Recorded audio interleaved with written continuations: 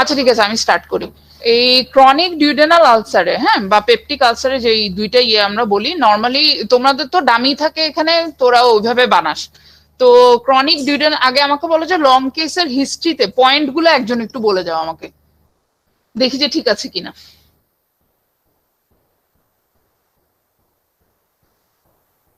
Just a particular situation. হ্যাঁ, তারপর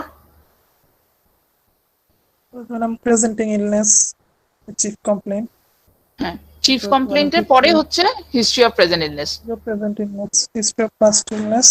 হ্যাঁ, তারপর হচ্ছে ম্যাডাম যে ফ্যামিলি হিস্ট্রি, তারপরে drug history, socioeconomical history, allergic তারপর হচ্ছে history, allergy immunization history, history, personal, family, socio economic, এই তিনটা পর পর বলে ফেলবা, ঠিক আছে? তাইলে মিস হবে না।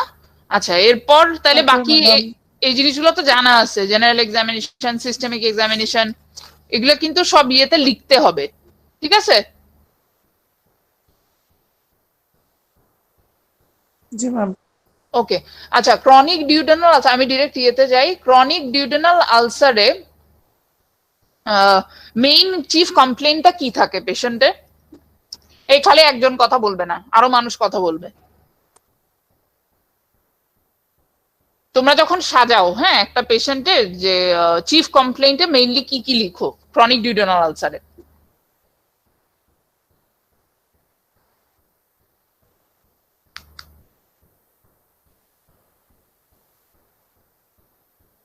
কেউ কথা বলবে না? ওই একলা প্রণয় তো কথা বলে, আর কেউ কোনো কথা বলে না। এই প্রণয়, তুই বল তাইলে।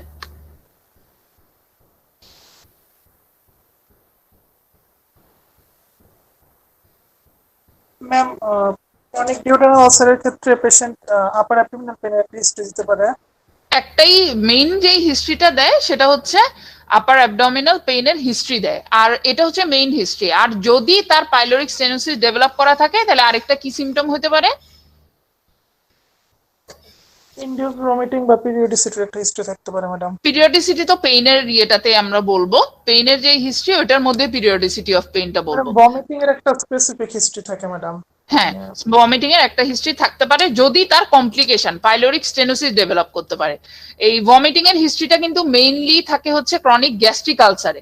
ক্রনিক ডিউডেনাল আলসারে কিন্তু ভমিটিং এর হিস্ট্রিটা কম থাকে। টিপিক্যাল হিস্ট্রিটা কখন থাকে? যদি কমপ্লিকেশন পাইলোরিক স্টেনোসিসটা ডেভেলপ করে। হ্যাঁ, তাহলে আমরা পেইনের ইয়েতে যাই। পেইনে যখন আমরা একটা হিস্ট্রি বলবো তখন আমরা কি কি পয়েন্ট বলবো? নাম্বার 1,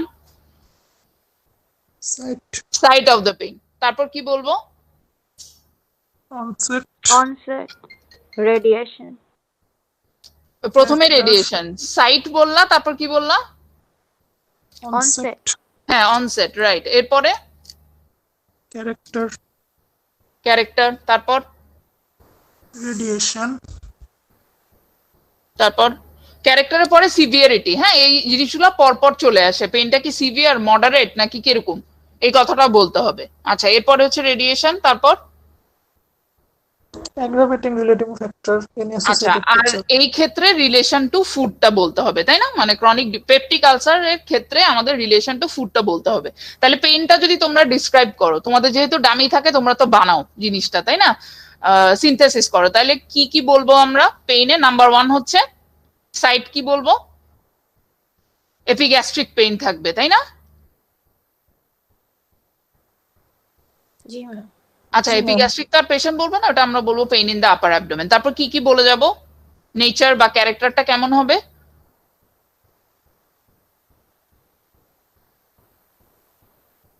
বার্নিং ইন খালি নেচার হবে। পেটে। আচ্ছা, হ্যাঁ, খালি পেটে যেটা বলবা সেটা হচ্ছে রিলেশন টু ফুড, এটা এটার পরেই আসবে। আচ্ছা, বার্নিং ইন নেচার, ওই রিলেশন টু ফুডটা কিভাবে বলবো? যদি ডিউডেনাল আলসার বানাও তাইলে পেইনটা কখন হবে?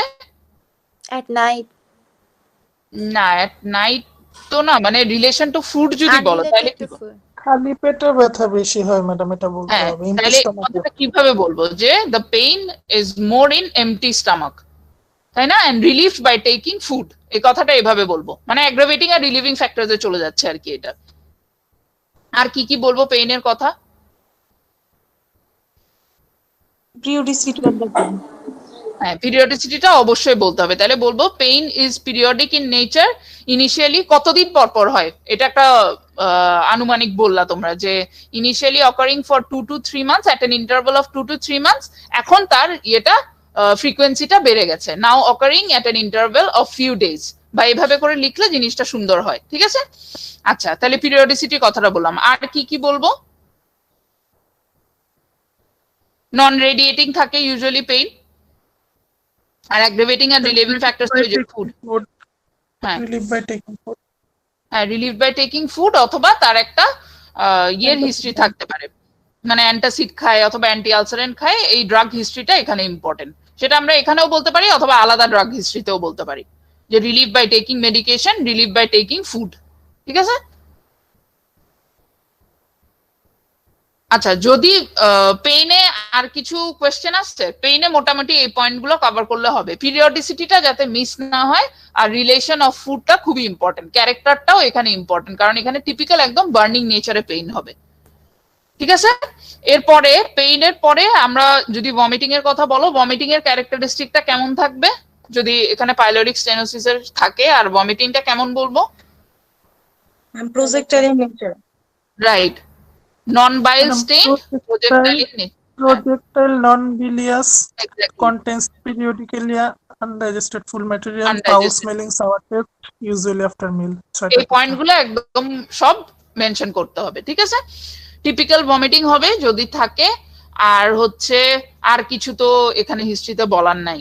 আর বাকি নেগেটিভ যা যা আছে, মানে এখানে আমাদের মেইন ডিফারেন্সিয়াল ডায়াগনোসিস কি বলি আমরা ক্রনিক ডিউডেনাল আলসারের? Peptic ulcer. পেপটিক আলসার এর একটা পার্ট, মানে তুই বলতে চাস যে ক্রনিক গ্যাস্ট্রিক আলসার আরেকটা হইতে পারে, বলতে পারো। আর কি কি বলি ডিফারেন্সিয়াল ডায়াগনোসিস দুইটা মেইন? Chronic cholecystitis. Very good. আর Chronic pancreatitis. হ্যাঁ, এই তিনটা বললেই যথেষ্ট। ঠিক আছে, তাইলে ওই পেইন গুলোর থেকে ডিফারেন্সিয়েট করার জন্য বা কিছু নেগেটিভ পয়েন্ট তোমরা বলে দিতে পারো এখানে, মানে যে এই জিনিসগুলো ওদের নাই। ঠিক আছে, pain does not radiate to the back, বা এই কথাগুলো বলতে পারো, না বললেও চলবে। আচ্ছা, এরপরে এখানে হিস্ট্রি অফ প্রেজেন্ট ইলনেস বলার পর বাকি যেই হিস্ট্রিগুলো ওখানে ইম্পর্টেন্ট কি? পার্সোনাল হিস্ট্রিতে একটা পয়েন্ট ইম্পর্টেন্ট, সেটা কি, যে কি হিস্ট্রি থাকতে পারে? Smoking. হ্যাঁ, স্মোকিং এর হিস্ট্রি থাকতে পারে। ঠিক আছে, আর মানে স্মোকিং এর হিস্ট্রি যদি বলো তাহলে কিভাবে বলতে হবে কথাটা? এক ইয়ার হিসাব করে বলতে হবে। ইজ আ স্মোকার ফর এত years, he has been smoking for এত ইয়ার্স, কত স্টিক্স পার ডে, এই কথাটা মেনশন করে দিতে হবে। ঠিক আছে, এরপরে আর হিস্ট্রিতে কি ইম্পর্টেন্ট?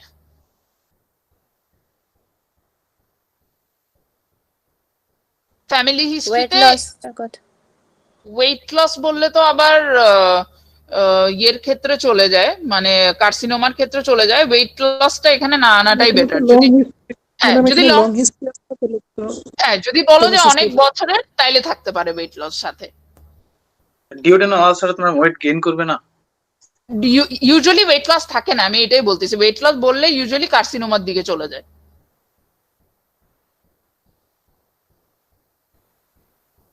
ওয়েটটা না আনাটাই বেটার এখানে। আর কি আছে ফ্যামিলি হিস্ট্রিতে? তার সিমিলার কোনো ইলনেস তার বাবা বা মার ওই সাইডে ছিল কিনা, এই কথাটা বলতে পারো। আর ইউজুয়ালি সোশিও ইকোনমিক হিস্ট্রিতে এই পেশেন্ট গুলা middle or lower socio economic কন্ডিশনের হয়, এই কথাটা মেনশন করে দিলে হবে। জেনারেল এক্সামিনেশনে কি ইম্পর্টেন্ট? হিস্ট্রিতে কিন্তু আর তেমন একটা ইম্পর্টেন্ট কিছু নাই। Anemia. অ্যানিমিয়া থাকতে পারে। এই অ্যানিমিয়াটার কজ কি? এই অ্যানিমিয়া যদি লিখো যে এরকম অ্যানিমিক, মাইল্ডলি অ্যানিমিক বা মডারেটলি অ্যানিমিক, তখন কিন্তু স্যার পরে জিজ্ঞেস করবে যে মানে এই অ্যানিমিয়াটা কেন হয়। Hematopoiesis melena. ওই যে যেটা বলতেছিলাম, মানে ডিউ টু ক্রনিক ব্লিডিং। এখন সেটা মেলেনা হিসেবে হইতে পারে আর ভমিটিং এর সাথেও হইতে পারে। ঠিক আছে, তো এটা মেইনলি হচ্ছে ক্রনিক ব্লিডিং ফ্রম দ্য আলসারের জন্য পেশেন্ট অ্যানিমিক হতে পারে। ওকে, আর জেনারেল এক্সামিনেশনে তেমন কোনো ফাইন্ডিং দিয়ে থাকবে না, এগুলো ফরম্যাট তো করা আছে, আমি আর ফরম্যাটে যাচ্ছি না। ঠিক আছে, আচ্ছা এরপরে যখন আমি সিস্টেমিক এক্সামিনেশনে আসবো, অ্যাবডোমেনের ইন্সপেকশনে কি পেতে পারি? মানে আমি জাস্ট পজিটিভ ফাইন্ডিংস গুলো বলতেছি যে কি থাকতে পারে। লেফট টু রাইট পেরিস্টালসিস থাকতে পারে, ভিজিবল পেরিস্টালসিস যেটা ভিজিবল পেরিস্টালসিস থাকতে পারে। যদি এটা কিন্তু খেয়াল রাখতে হবে, যদি তুমি হিস্ট্রিতে ভমিটিং এর কথা বলে থাকো তাহলে তুমি পেরিস্টালসিস আনবা। যদি তুমি বললো যে না পেশেন্টের ভমিটিং ছিল না, তার মানে ওর পেরিস্টালসিসও থাকবে না যদি ওর পাইলোরিক স্টেনোসিস না থাকে। ক্লিয়ার জিনিসটা? মানে তুমি যেই জিনিসগুলো বলবা ওইটাকে তোমার স্ট্যান্ড করতে হবে, মানে ওইটার ফরে সব পয়েন্ট গুলো দিতে হবে। যদি তুমি না লিখে থাকো ভমিটিং তাহলে তোমার ভিজিবল পেরিস্টালসিস লেখার দরকার নাই। যদি হিস্ট্রিতে ভমিটিং থাকে তাহলে ভিজিবল পেরিস্টালসিস লিখলে এটা মেনে নিবে। আচ্ছা, তাহলে ইন্সপেকশনে একটাই পজিটিভ ফাইন্ডিং থাকতে পারে, সেটা হচ্ছে visible peristalsis left to right. আর প্যালপেশনে কি পাবো আমরা? Positive finding. Duodenal point tenderness. আচ্ছা, ডিউডেনাল পয়েন্ট টেন্ডারনেসে এই তখন জিজ্ঞেস করবে যে ডিউডেনাল পয়েন্টটা যদি দেখাতে বলে, ডিউডেনাল পয়েন্টের সারফেস অ্যানাটমিটা কি?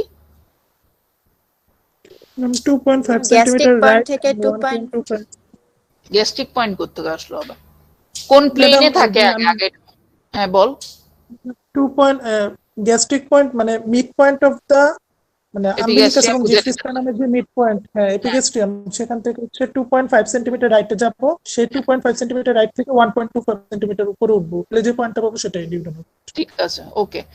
আচ্ছা, এটা গেল তাহলে ডিউডেনাল পয়েন্ট। এগুলোতে যাতে কোনো কনফিউশন না থাকে। হ্যাঁ, আর অনেকে একটা জিনিস বলে দেয়, যেমন ইন্টারনাল মধ্যে না এক্সটার্নাল কতগুলো স্যার আছে যে ওনারা পছন্দ করে যে তুমি মানে মেজারিং টেপ দিয়ে জিনিসটা মেপে দেখতেছো কিনা। তো তুমি দেখাবা যে হ্যাঁ আমার কাছে মেজারিং টেপ আছে কিন্তু আমি একটা অ্যাপ্রক্সিমেট ইয়ে করতেছি, হাতে একটা মেজারিং টেপ থাকতে হবে। ওকে, তাইলে এরপরে হচ্ছে পারকাশন আর অসকালটেশন, সেখানে তেমন একটা কোনো ফাইন্ডিং থাকে না। স্যালিয়েন্ট ফিচার্স কিভাবে বলতে হবে? পজিটিভ ফাইন্ডিংস গুলো মেনশন করে জেনারেল এক্সামিনেশন আর অ্যাবডোমিনাল এক্সামিনেশনে যেসব পজিটিভ ফাইন্ডিংস গুলো থাকে ওগুলা দিয়ে স্যালিয়েন্ট ফিচার্স হবে। ঠিক আছে, স্যালিয়েন্ট ফিচার্স কিন্তু লিখতে হবে আর বলার সময়ও বলতে হবে। এরপরে ক্লিনিক্যাল আর প্রভিশনাল ডায়াগনোসিস গেল ক্রনিক ডিউডেনাল আলসার, আর ডিফারেন্সিয়াল ডায়াগনোসিস যেই তিনটা তোমরা বললা, chronic gastric ulcer, chronic cholecystitis আর ক্রনিক পেনক্রিয়াটাইটিস, এই তিনটা তোমরা লিখে গেলা। ঠিক আছে, আচ্ছা এরপরে যদি আমি কোয়েশ্চেনে আসি, একটা বললে ডিউডেনাল পয়েন্ট। আচ্ছা, যদি বলে যে where is the gastric point, তাহলে আনসারটা কি হবে? Mid point between Midpoint xiphisternum and of umbilicus. umbilicus and GP. GP, okay. আচ্ছা, একজন শর্ট করে আমাকে বলো তো, এটা যদি আমরা হিস্ট্রিতে বলছি যে characteristics of pain in chronic duodenal ulcer আর ক্রনিক গ্যাস্ট্রিক আলসার, এই দুইটাকে কিভাবে ডিফারেন্সিয়েট করবা, মানে ডিফারেন্সটা?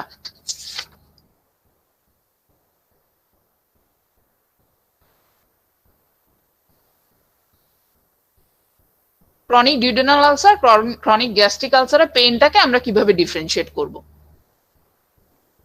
ম্যাম ক্রনিক ডিউডেনাল আলসারে খাওয়ার পরে খাওয়ার আগে পেটটা পরে কমে যায়। বুঝতে বলতে পারে। রাইট, টাইমটা হ্যাঁ একটা হচ্ছে তাহলে ওর মানে রিলেশন টু ফুডটা বলতে হবে। আর পিরিয়ডিসিটিটা কোথায় বেশি থাকে? ডিউডেনাল আলসারে বেশি থাকে ম্যাডাম, পাইলোরিক স্টেনোসিস ডেভেলপ। এই দুইটা পয়েন্ট বললেই হবে, পিরিয়ডিসিটি আর হচ্ছে ওই রিলিভিং আর অ্যাগ্রাভেটিং ফ্যাক্টর যেটা মানে ফুডের সাথে রিলেশন যেটা, এই দুইটা বললেই হবে। ভমিটিং ইউজুয়ালি কোন আলসারে বেশি থাকে? গ্যাস্ট্রিক গ্যাস্ট্রিক আলসারে বেশি থাকে। আচ্ছা, এই ডিফারেন্স গুলো জানলে হবে। আর কি কি কোয়েশ্চেন করে আমি জাস্ট বলে যাচ্ছি। আচ্ছা, এরপরে যখন লিখবা যে ইনভেস্টিগেশন কি কি করবা, কি কি ইনভেস্টিগেশন লিখবা বলো তো একদম প্রথম থেকে? তারপর যে এন্ডোস্কোপি BC? করতে হবে। আপার যে এন্ডোস্কোপি হচ্ছে ডায়াগনস্টিক। ঠিক আছে, আচ্ছা এখানে হচ্ছে আমি সিবিসি করব, তারপর হচ্ছে আমি আল্ট্রাসাউন্ড করব। একটা তো হচ্ছে ফার্স্টে আপার যে এন্ডোস্কোপি লিখলি, তারপর বেরিয়াম CBC করবো। হ্যাঁ সিবিসি করবা, আর তারপর আল্ট্রাসাউন্ড করব। আল্ট্রাসাউন্ড কেন করব? ম্যাম কোলিসিস্টাইটিসের সাথে ডিফারেন্ট করার জন্য। Very good. আর পেনক্রিয়াটাইটিস এলো কিছু চেঞ্জ থাকলে আল্ট্রাসাউন্ডে আসতে পারে ক্রনিক পেনক্রিয়াটাইটিসে। ঠিক আছে, মানে এই জিনিসগুলো স্যার দেখবে যে তোমরা যে ডিফারেন্সিয়াল ডায়াগনোসিস গুলো মেনশন করছো সেই ডিফারেন্সিয়াল ডায়াগনোসিস গুলা টেস্ট করার জন্য তোমরা ইনভেস্টিগেশন গুলো মেনশন করেছো কিনা, এই জিনিসটা স্যাররা দেখবে। ওকে, আর কি করব? মোটামুটি এতটুকু বললেই হবে। এরপরে তাহলে করতে পারি। ইলেকট্রোলাইট দেখতে পারি, অনেক দিনের ইয়ে থাকলে ইলেকট্রোলাইট ইমব্যালেন্স থাকতে পারে। আর প্রণয় যেটা বলতেছিল যে বেরিয়াম ইউজুয়ালি আমরা কখন করি, যদি অবস্ট্রাকশন থাকে তখন বেরিয়ামের মানে অবস্ট্রাকশন মানে গ্যাস্ট্রিক আউটলেট যদি থাকে তখন বেরিয়াম দেখবো, তাছাড়া কিন্তু এখন আমরা বেরিয়াম আসলে করি না। ঠিক আছে। আর আরেকটা জিনিস যেটা বলতে চাচ্ছিলাম যে আপার জিআই এন্ডোস্কোপিতে একটা কোয়েশ্চেন জিজ্ঞেস করে যে আপার জিআই এন্ডোস্কোপিতে যদি আমি ডিউডেনাল আলসার পাই আর আরেকটা হচ্ছে যদি গ্যাস্ট্রিক আলসার পাই, আমি কোনটাতে বায়োপসি নিব? গ্যাস্ট্রিক আলসারে বায়োপসি নেব। কেন? মানে কোয়েশ্চেন গুলো ঠিক এভাবে করে, এই জন্য আমি এভাবে কোয়েশ্চেনটা করতেছি। ম্যালিগন্যান্সির চান্স খুব কম, ম্যালিগন্যান্সির চান্সটা গ্যাস্ট্রিক আলসারে বেশি এবং ডিউডেনাল আলসারে রেয়ারলি হয়। আনসারটা ঠিক এভাবে হবে। ঠিক আছে। আচ্ছা, এরপরে যখন ইনভেস্টিগেশন হয়ে গেল, এরপরে কি আমি ট্রিটমেন্টের দিকে যাব। এখানে ফার্স্ট লাইন অফ ট্রিটমেন্টটা কি হয়? Triple drug therapy. Triple therapy দিতে হবে, তাই না? আচ্ছা, ট্রিপল থেরাপিতে কি কি দেয়, কি কি হয়, ওগুলো সব তোরা পড়ে নিস। আর যদি তার মেডিকেল ট্রিটমেন্টে কিওর না হয় তখন আমরা সার্জারির দিকে আগাই। হ্যাঁ, আচ্ছা, কি কি সার্জারির অপশনস আছে এটাতে যাইতে পারে, যখন ভালো পারবে তখন এই অপশন গুলাতে যেতে পারে যে কি কি সার্জারির অপশনস আমার এই ক্রনিক ডিউডেনাল আলসারের ক্ষেত্রে আছে। ভ্যাগোটমি করা যেতে পারে। আচ্ছা, তোরা এই জিনিসটা জানো যে ভেগোটমি করলে সাথে আমাদের একটা ড্রেনেজ প্রসিডিওর করতে হয়? না ম্যাম।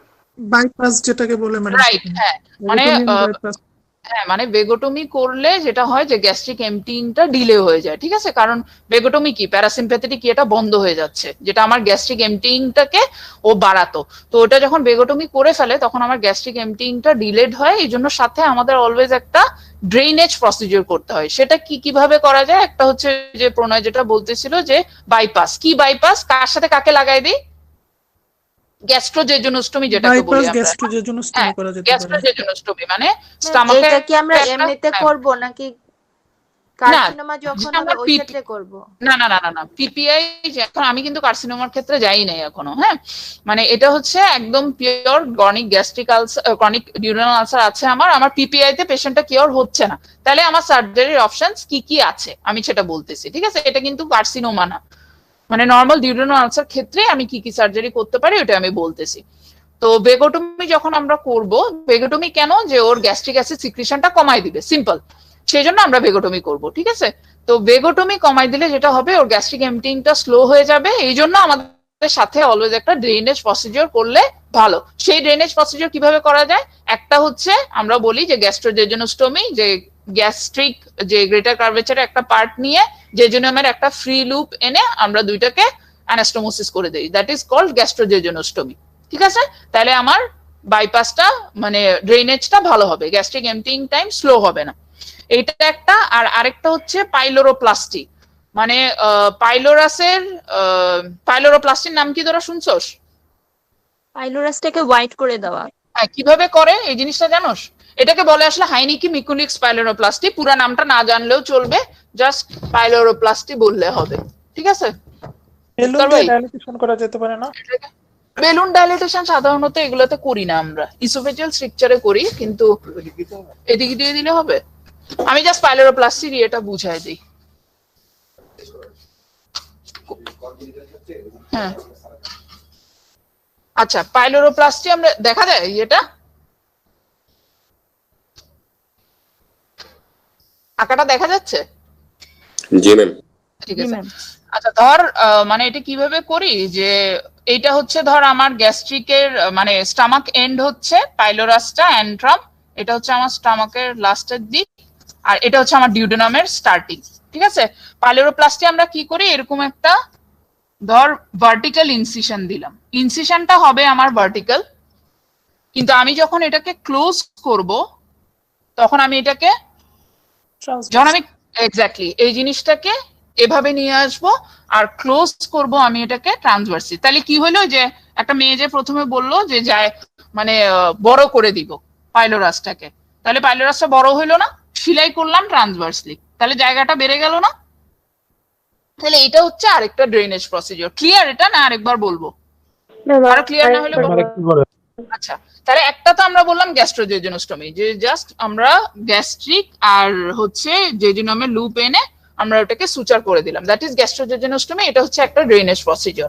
আরেকটা হচ্ছে পাইলোরোপ্লাস্টি। মানে প্লাস্টি মানে কি, অলওয়েজ ওখানে কোনো একটা চেঞ্জ হচ্ছে, ঠিক আছে। প্লাস্টি মানে হচ্ছে পাইলোর আছে, যখন আমরা প্লাস্টি করতেছি, প্লাস্টিটা এখানে কি করি, যে একটা যখন আমি ট্রান্সভার্স ইনসিশন দিচ্ছি, ঠিক আছে, সরি ভার্টিক্যাল ইনসিশন দিচ্ছি, ফার্স্টের ইনসিশনটা যদি আমার ভার্টিক্যাল হয়, কিন্তু আমি যখন এটাকে ক্লোজ করব তখন আমি, আচ্ছা এটা মনে হয় দেখা যাচ্ছে না, ক্লোজ যখন করব তখন আমি এটাকে ট্রান্সভার্সলি ক্লোজ করতেছি, তাহলে জায়গাটা বড় হচ্ছে না? বুঝা গেছে কথাটা? জি ম্যাম। জি ম্যাম। আচ্ছা, কয়েকটা ছবি দেখলে বুঝবা তোমরা, হ্যাঁ।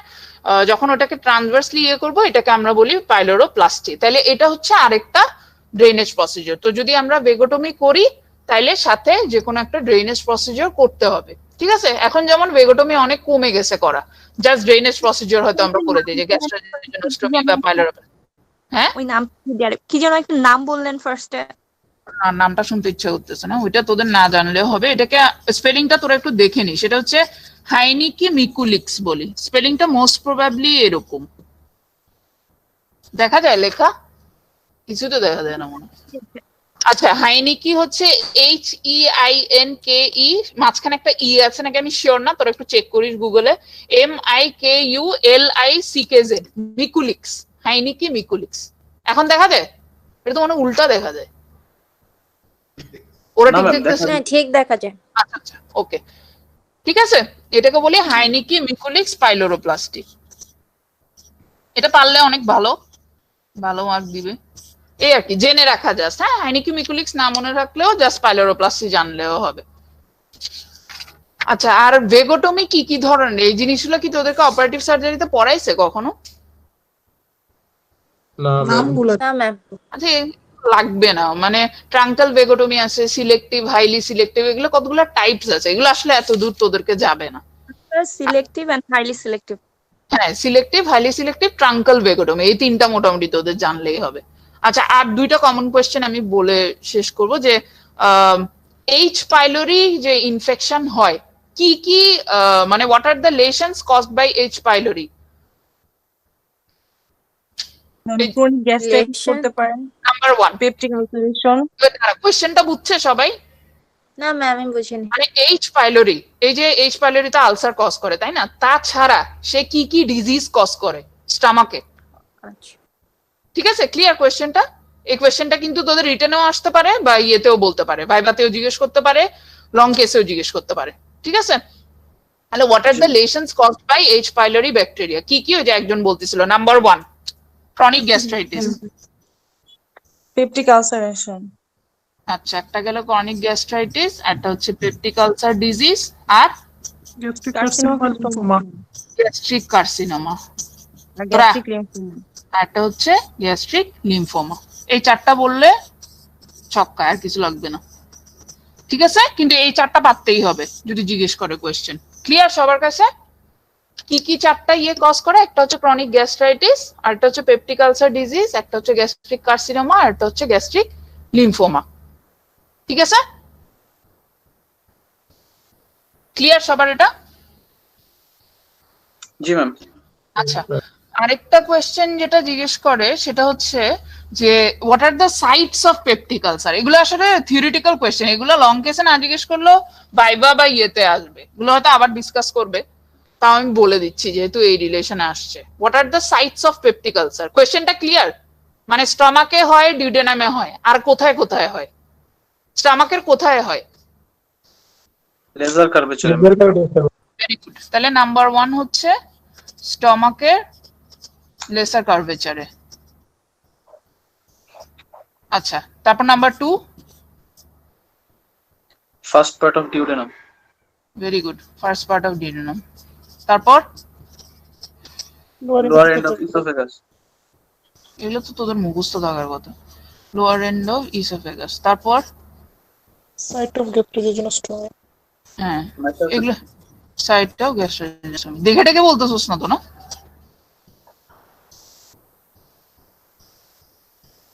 আর লাস্টে একটা ওইটা শুনতে চাবে। এগুলো সবাই জানে তো, একজনই বলতেছে খালি।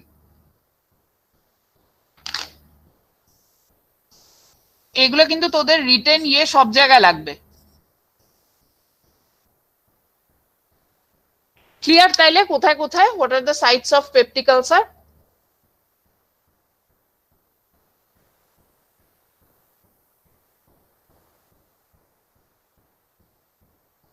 জি ম্যাম। ওকে, ম্যাম এই তো একটা কোশ্চেন ছিল। হ্যাঁ বল। ম্যাম হচ্ছে এই পেপটিক আলসারটা শুধু ফার্স্ট পার্টে ডিউডেনাম কেন হয়, অন্য অন্য জায়গায় হয় না কেন ম্যাম? এটা কোনো কারণ আছে? First part of the duodenum হচ্ছে এটা মোস্টলি মানে পেপটিক আলসারেশন মেনলি কি দেওয়া হয়, অ্যাসিড দিয়ে হয় না? তো স্টমাক থেকে মোস্ট কমনলি তো ফার্স্ট পার্টেই যায়, এই জন্য ফার্স্ট পার্টটাই বেশি সাসেপ্টেবল হয়। মানে অন্য পার্ট গুলোর থেকে ফার্স্ট পার্টটা বেশি উপরে থাকে, এই জন্য ফার্স্ট পার্টটাই বেশি হয় আর কি। ডিরেক্ট অ্যাসিডটা নিউট্রালাইজ হওয়ার আগে ফার্স্ট পার্টটা বেশি এক্সপোজ হয়। মানে সেকেন্ড পার্টে তো পেনট্রেটিক ফ্লুইড আসতেছে, ওখান থেকে নিউট্রালাইজেশনটা শুরু হচ্ছে, এই জন্য ফার্স্ট পার্টটাতে আলসারেশনটা বেশি হয়। ক্লিয়ার? Yes ma'am. ওকে, আর কোনো কোয়েশ্চেন না থাকলে আজকে আমি শেষ করব। তাইলে আরেকদিন বাকি ইয়েগুলা যেই বসি লং কেস নিয়ে আবার বলবো।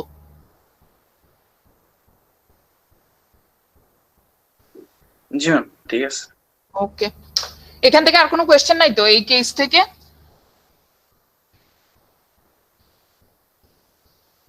ম্যাম, স্টোমাকে গ্রেটার কার্ভেচারে কার্সিনোমা হওয়ার চান্স বেশি কেন ম্যাম? ওইটা ভুলে গেছিলাম। কোনটা? স্টমাকে গ্রেটার কার্ভেচারে কার্সিনোমা হওয়ার চান্স বেশি, এরকম কোনো ইয়ে আছে? লেসার কার্ভেচারে ম্যাম লেসার কার্ভেচারে, হ্যাঁ লেসার কার্ভেচারে যেমন মানে এটা কথা ছিল যে লেসার কার্ভেচারে আলসার বেশি হয়, গ্রেটার কার্ভেচারে কার্সিনোমা বেশি হয়, এরকম কিছু আমার নিজেরই তো মনে নেই। তুই কি এটা বলতেছস যেমন লেসার কার্ভেচারে আলসার বেশি হয়?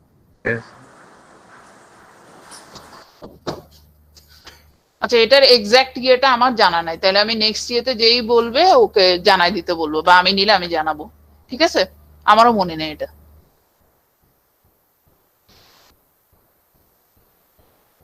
আর কোনো কোয়েশ্চেন?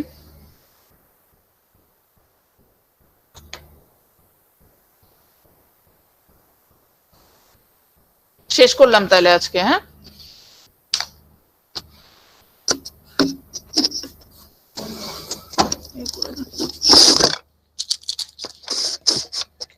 আজকে সকালে কি ক্লাস নিছে মুক্তার ভাই? দেব সারা না,